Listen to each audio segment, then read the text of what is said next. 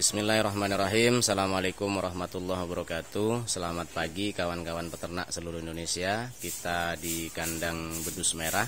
Hari ini hari Rabu tanggal 29, kalau tidak keliru, tanggal 29 bulan Maret tahun 2022. Kita di kandang bedus merah di Desa Ramban Kulon, Kecamatan Cerme, Kabupaten Bondowoso, Jawa Timur. Nomor telepon atau nomor WA 085236566909. Saya ulangi 085236566909. Teman-teman sekalian, pagi ini kita akan membahas tentang kebersihan kandang domba, khususnya kandang di bedus merah, khususnya lagi kebersihan di khususnya di lantai kandang, karena kita pakai lantai panggung. Nah, lantai panggung itu kebetulan kita pakai materialnya untuk lantai panggung kita itu lantai kayu, dimana kemudian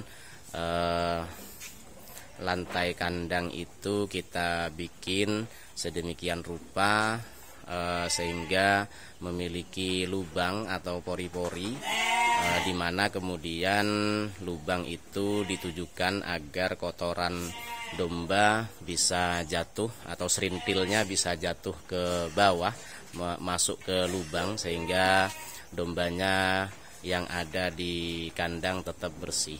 Namun demikian, seringkali bahwa tidak seluruhnya atau tidak selamanya kemudian harapan agar kandang itu bersih itu bisa terjadi, karena kadang-kadang khususnya bagi domba yang baru datang dari pasar itu kadang-kadang serintilnya belum padat. Kadang-kadang juga ada domba yang mencret sehingga kemudian sering menutupi pori-pori atau lubang sela-sela kayu yang dimaksudkan agar kotoran dombanya itu bisa jatuh. Oleh karena itu, maka kemudian kandang tersebut perlu dibersihkan secara berkala. Nah, contohnya itu seperti di kandang ini, kita lihat teman-teman. Nah, seperti di sini kita lihat bahwa kandang ini banyak sekali kotoran yang tidak bisa jatuh, karena khususnya domba yang masih belum adaptasi dengan pakan yang ada di kandang bedus merah itu biasanya kemudian kotorannya masih becek sehingga kadang-kadang tidak jatuh ke bawah, jadi tidak masuk di lubang, jadi kadang-kadang menyumbat lubang yang ada. Nah, hal ini tentu membuat kandang menjadi tidak bersih atau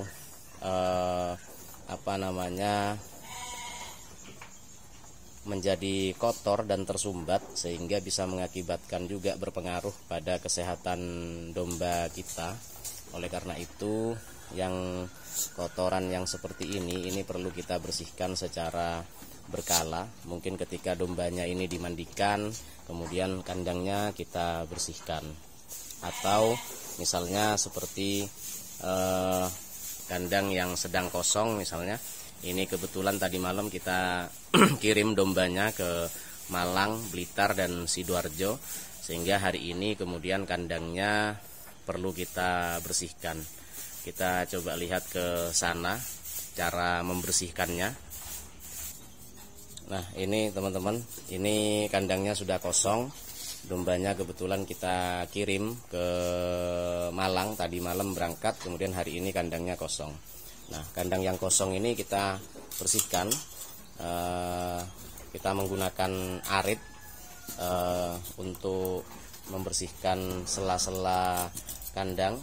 Nah, ini yang seperti ini kan banyak yang tersumbat. Nah, seperti ini banyak yang tersumbat, sehingga amoniaknya itu bisa mengganggu pada pencernaan dan kesehatan domba kita. Oleh karena itu, di bedus merah setiap kali ada pengiriman, setelahnya kemudian tentu kita bersihkan kandangnya. Karena kita pakai kandang kayu itu, kemudian kita membersihkannya menggunakan arit dan sekaligus disapu, sehingga nanti kemudian lubang-lubangnya itu bisa terlihat seperti ini. Nah, ini yang sudah dibersihkan. Nanti juga kandangnya ini menjadi relatif kering. Nah, kita tidak pakai disinfektan atau cairan-cairan lain untuk membersihkan kandang.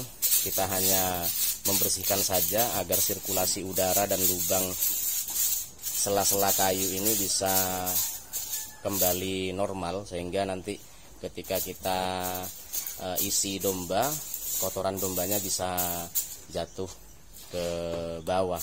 Nah, ini kebetulan mungkin kemarin ada domba yang sebelumnya itu mencret atau kotorannya tidak padat, sehingga sebagian menutupi pori-pori. Nah, ketika pori-pori lantai ini kemudian tertutupi, maka lambat laun akan semakin banyak, karena semakin banyak juga kotoran yang menempel di atapnya.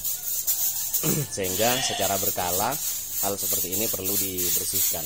Jadi meskipun dombanya belum kita kirim, tapi kalau kandangnya kotor itu secara berkala kita bersihkan. Minimal 1 minggu 1 kali kita bersihkan.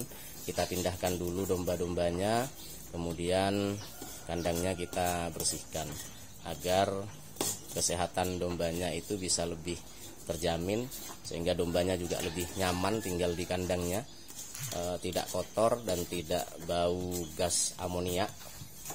Jadi kira-kira seperti ini. Apalagi kalau misalnya teman-teman menggunakan pakan basah, sehingga kadang-kadang serintilnya tidak padat atau kotorannya becek, sehingga selalu menempel di lantai kandang. Mungkin kalau teman-teman yang menggunakan